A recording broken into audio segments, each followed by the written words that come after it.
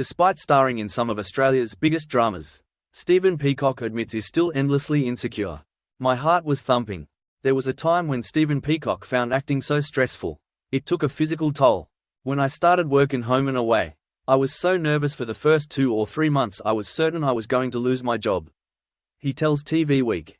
When I came home from work, I could taste blood in my mouth just from talking at the back of my throat. Which is the first thing you do when you're nervous. Everything constricts. I was like a ball of tension until the first episodes went to air and I realized that the audience kind of liked it and it was okay. 13 years after the audience decided they kind of liked his Home and Away performance as Brax. Stephen, now 42, is one of Australian television's most in-demand actors. He's currently starring in 3 of the biggest dramas on free-to-air, RFDS.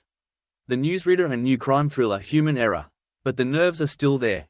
Oh look, I'm endlessly insecure about what I do, he admits with a laugh. But with acting, you can never be too comfortable in what you're doing. I find I've got to be thinking, is this really good enough to get good stuff out of myself? Human Error follows the investigation into the shooting death of a suburban mum-to-be. A murder that baffles police. Stephen first heard about the series from director Fiona Banks when he was shooting comedy drama 5 Bedrooms. She mentioned she was about to work on this project. He says, I looked into it a bit, and the story it's inspired by was so tragic and shocking. And to play a character who's a bit different to those I've done in the past couple of years was exciting. For Stephen, researching the role of Detective Dylan McKenzie wasn't too hard. He just spoke to his good mate, who's a retired police officer. That was the extent of my research, just annoying my mate with lots of conversations and lots of questions. He explains. More difficult was getting inside Dylan's head. He's a well-respected cop, head of the gangs unit, but he's done something he shouldn't have done. Stephen says he had to do a bit of digging to be able to understand why Dylan did what he did. This whole situation would be like the worst thing I could ever imagine being in myself. He admits, but I thought, well, you've got to justify it. Not that Stephen minds being cast as a flawed character. The more flaws you can have in a character, the more interesting they are to play. He says, publicity material for the show describes Dylan as tough and sexy, although Stephen laughs off the sexy tag.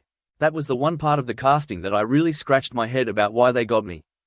Stephen might deny he's sexy, but there's no doubt he's popular. He already has 3 TV Week Logie Awards to his name and, at this year's awards, was a presenter, alongside Michelle Lim Davidson, his co-star in The Newsreader. Whenever I have to speak publicly, I can't eat or drink, he explains, so I was sitting there with my heart thumping. I'm getting a little better at it, but I still get so nervous. Later, when RFDS took out the Logie for Best Drama Program, Stephen had a reason to celebrate. It was genuinely a massive surprise and it made the whole night excellent for us, the cast and creators. He says, Stephen, who's married to actress Bridget Snedden and has a young daughter, will soon be filming the 3rd season of RFDS, in which he plays flight nurse Pete Emerson. This season will be shot in South Australia instead of Broken Hill, with locations including Adelaide and the Flinders Ranges. I've only been to Adelaide briefly, but we're looking forward to exploring that. Stephen says, then when we're shooting on location, it should be really good. Having been born and raised in Dubbo, in regional New South Wales, Stephen says moving back to the country to live is probably the goal at some point.